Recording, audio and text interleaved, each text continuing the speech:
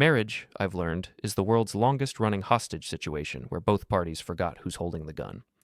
My name is Travis Colton, and after 15 years of wedded bliss with my wife Erin, I've come to understand that till end do us part might be more of a threat than a promise. I'm not in the mood, Travis. You don't have rights over my body just because we're married, Erin snapped, rolling away from me in our king-size bed like I'd just suggested we rob a bank together. Before we dive deeper into this story, I have one small request. Please subscribe, drop a like, comment, and hit that hype button to boost this channel so more people can discover these incredible Reddit stories. I stared at the ceiling, counting the cracks in the paint. 17? Same as yesterday, same as last month. Unlike my marriage, at least the ceiling was consistent in its decay. Right, I muttered, swinging my legs out of bed. God forbid I touch my own wife. Don't be dramatic, she said, not even bothering to look at me as she scrolled through her phone.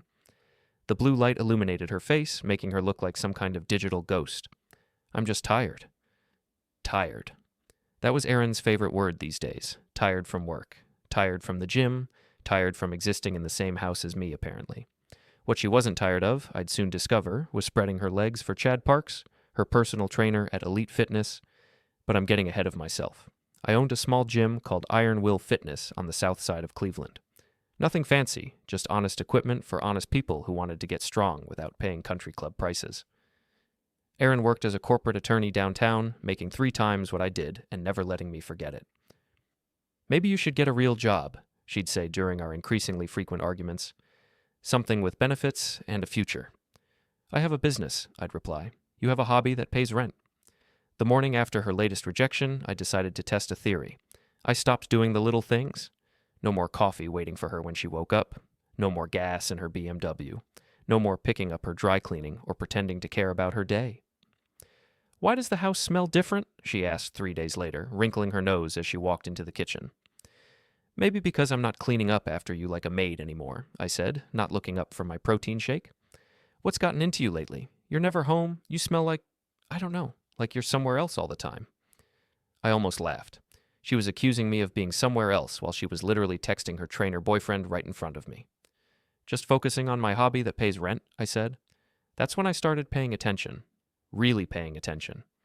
Erin's sister Rebecca had been coming around more often, always borrowing perfume and makeup, always making little comments about how I wasn't good enough for her sister. She'd lounge around our house like she owned it, leaving her stuff everywhere and treating me like hired help. Travis, can you make me a sandwich? She'd demand, not ask. Can you make your own sandwich, Rebecca? God, you're so hostile lately. No wonder Erin's always complaining about you.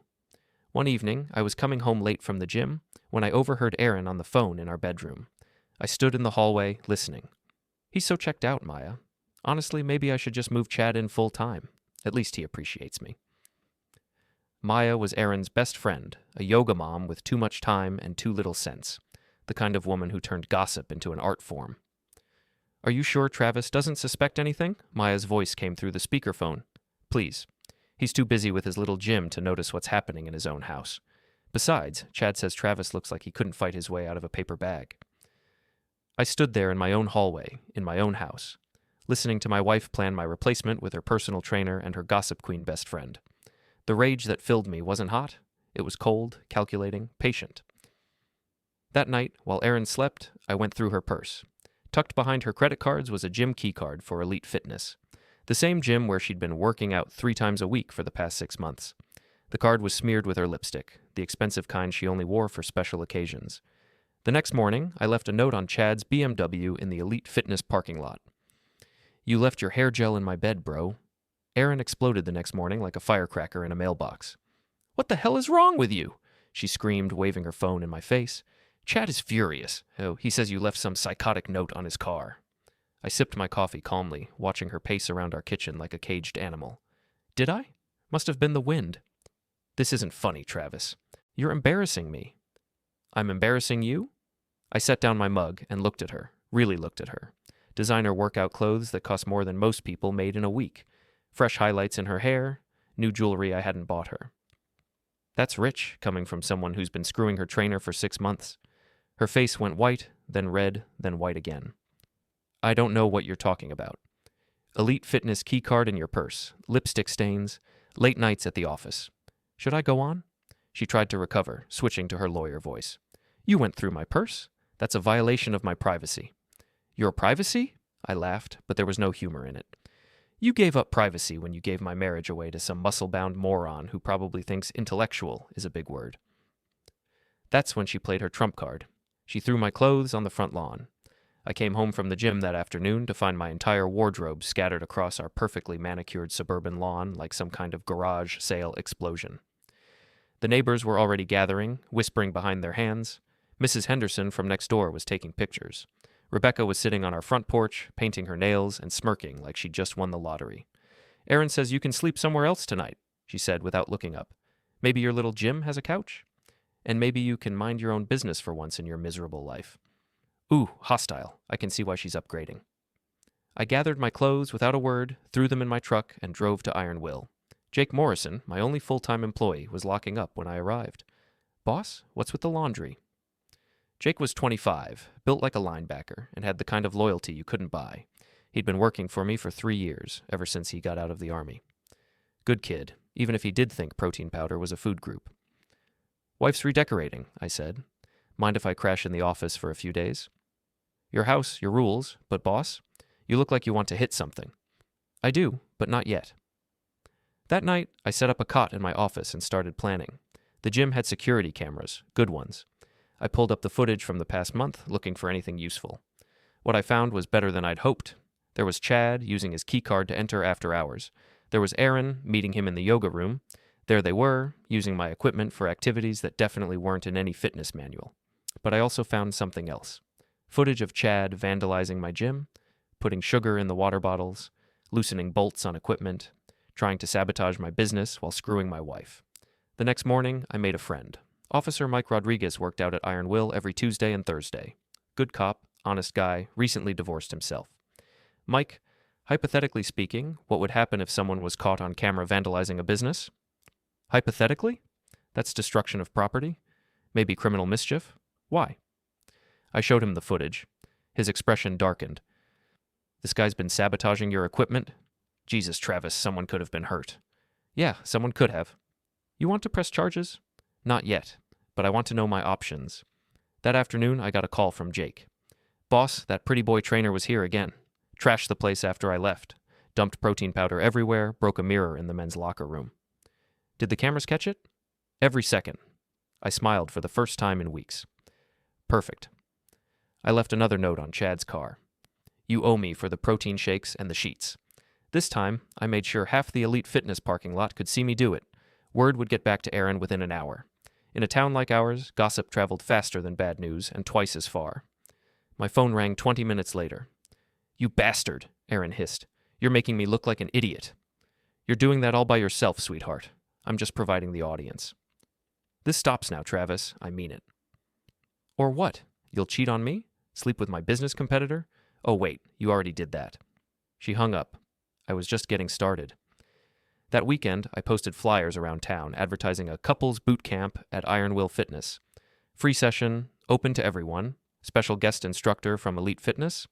I made sure to post them at the country club, the coffee shops, everywhere Erin's social circle would see them. Maya called me personally. Travis, this is so sweet. Erin didn't mention you were trying to work things out. It's a surprise, I said. Don't tell her. I want it to be special. Saturday morning, Iron Will was packed. Half of suburban Cleveland's gossipy elite showed up, including Erin's boss, Mr. Raines, and his wife. Maya brought her phone, ready to document Erin's romantic surprise for social media. Erin arrived with Chad, both of them in matching workout gear. She looked confused but pleased, probably thinking I was making some grand gesture to win her back. Travis, what's all this? She asked, gesturing at the crowd. Community outreach, I said. Chad's going to demonstrate proper squat form for everyone. Chad preened, flexing for the crowd. He was wearing the shorts I'd specifically requested, the ones I'd carefully weakened the seams on that morning. Everyone gather around, I announced. Chad's going to show us how Elite Fitness trains their clients. He started his routine, talking about proper form and breathing techniques. The crowd watched, impressed despite themselves. Chad was in his element, showing off, going deeper into his squats. That's when the seams gave way. His shorts split completely, revealing not just his underwear, but the tattoo on his inner thigh. Erin's boy, in flowing script. The crowd gasped. Maya's phone captured everything. Mr. Raines's wife pointed and whispered to her husband. Chad scrambled to cover himself, his face red as a stop sign. But the real show was Erin. She stood frozen, her mouth open, watching her secret relationship broadcast to everyone who mattered in her professional and social life. "Well," I said into the sudden silence, "I guess that's one way to make your relationship public." Maya was already uploading the video to Instagram. Within minutes, it would be everywhere. Erin fled, pushing through the crowd like a woman on fire. Chad hobbled after her, trying to hold his ruined shorts together. Mr. Raines approached me, his expression grim. "Travis, I had no idea Erin was involved with her trainer." "Neither did I, until recently." "This is very embarrassing for the firm, very unprofessional." I nodded sympathetically. "I can imagine." He left without another word. I knew Erin's job was now hanging by a thread. That evening, a sheriff's deputy knocked on my gym door. He handed me a restraining order. "Mr. Colton, you're to stay at least 500 feet away from your wife and her residence." I read the document, smiling. Finally, a legal reason not to come home. The restraining order was the best thing that ever happened to me. It gave me legal protection for everything I was about to do. I rented a small apartment above a deli, close enough to the gym to walk to work. Simple, clean, quiet. No one demanding sandwiches or complaining about my attitude. Chad, meanwhile, was dealing with his own problems. His BMW, which I'd discovered was leased, not owned, started having mysterious mechanical issues. The exhaust filled with protein powder made quite a show every time he started the engine. The sugar in his gas tank was harder to trace, but just as effective. But my real masterpiece was social media warfare. I created an anonymous Instagram account and started posting time-lapse videos of Chad's workouts at Elite Fitness. The footage, taken from my security cameras during his after-hours visits with Erin, was edited to make him look incompetent. Skipping leg day, using terrible form, flexing in mirrors while clients waited. The account gained followers quickly. People love watching someone fail, especially someone as arrogant as Chad. Gym Bro Fails became a local sensation. Elite Fitness started losing clients.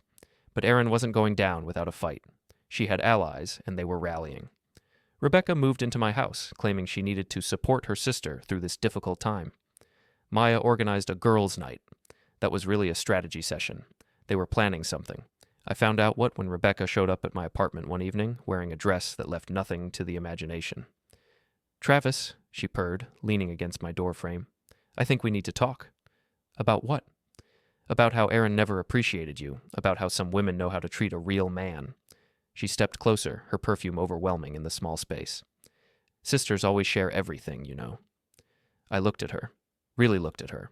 Erin's younger sister, always competitive, always trying to one-up her sibling.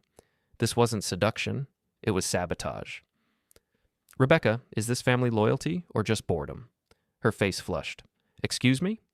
"You heard me. You're trying to seduce your sister's husband as revenge for what?" "Exactly, being born first?" "You don't know what you're talking about.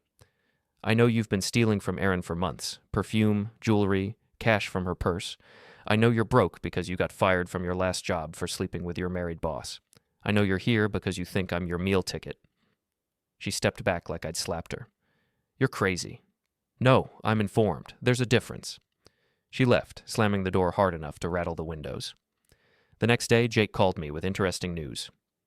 "Boss, you're not going to believe this. That Maya woman was here, asking questions about you. Wanted to know about your finances, your habits, whether you've been acting strange." "What did you tell her?" "That you're the most boring guy I know, and if she wanted gossip, she should try the country club." "The country club?" That gave me an idea. The Cleveland Heights Country Club hosted a charity gala every month.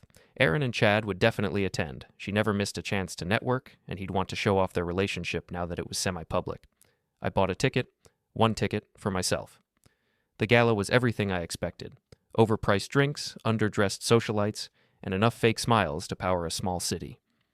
Erin and Chad held court near the bar, accepting congratulations on their new relationship like they just announced an engagement.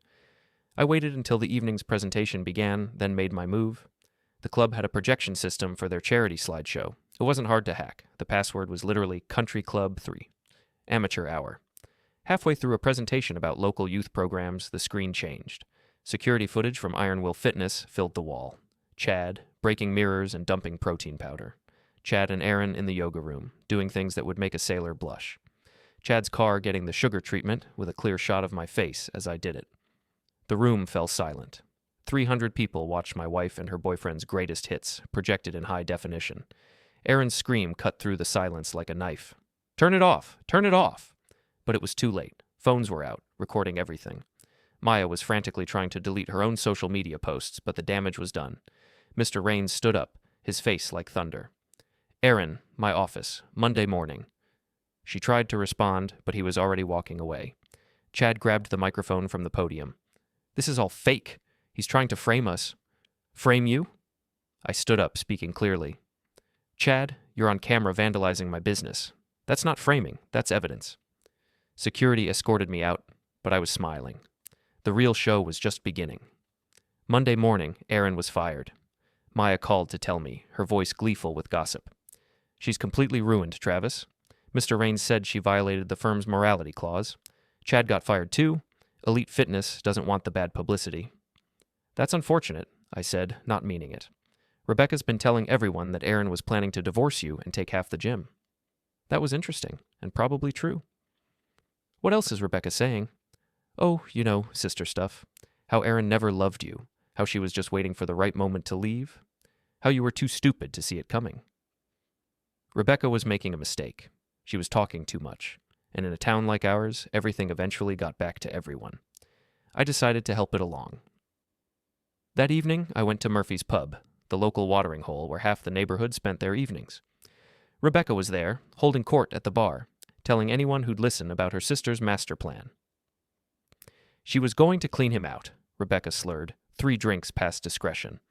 "Take the gym, the house, everything. She said he was too dumb to protect himself." I started recording on my phone. "She never loved him," Rebecca continued. "Not even at the wedding. She told me she was just settling because her biological clock was ticking." Perfect. I had everything I needed. The next day, I threw a party. Not just any party, a new beginnings celebration at Murphy's Pub. I rented out the back room, bought drinks for anyone who wanted to come, and sent invitations to everyone in Erin's social circle. The invitation was simple. Come celebrate fresh starts and new chapters. Drinks on me, Travis. Half the town showed up. Maya, curious despite herself. Several of Erin's former coworkers, neighbors who'd watched the lawn clothes incident, even some clients from Elite Fitness who'd lost their trainer when Chad got fired. Once everyone had a drink and the room was buzzing with conversation, I stood up. "Thanks for coming, everyone. I wanted to share something with you." I played the recording of Rebecca's drunken confession. Her voice filled the room, slurred but clear, detailing Erin's plans to destroy me financially and emotionally. She never loved him. Too dumb to protect himself. Clean him out. The room went quiet. Maya's face was pale. Several people started whispering. "Now," I said, "I want everyone to know that I don't blame Erin for falling out of love. Marriage is hard, and sometimes it doesn't work out. But planning to destroy someone's life? That's different." I raised my glass. "So here's to new beginnings. And to always remembering that some people show you exactly who they are, if you just listen." The crowd drank, but the mood was subdued. I just destroyed what was left of Erin's reputation with her own sister's words. Maya approached me as people started to leave. "Travis, I had no idea Erin was planning. I thought she just wanted a divorce." "Did you? Or did you help her plan it?" She didn't answer, but her expression told me everything. That night, Chad showed up at my apartment. He was drunk, angry, and stupid. A dangerous combination. "You ruined my life," he slurred, swaying in my doorway.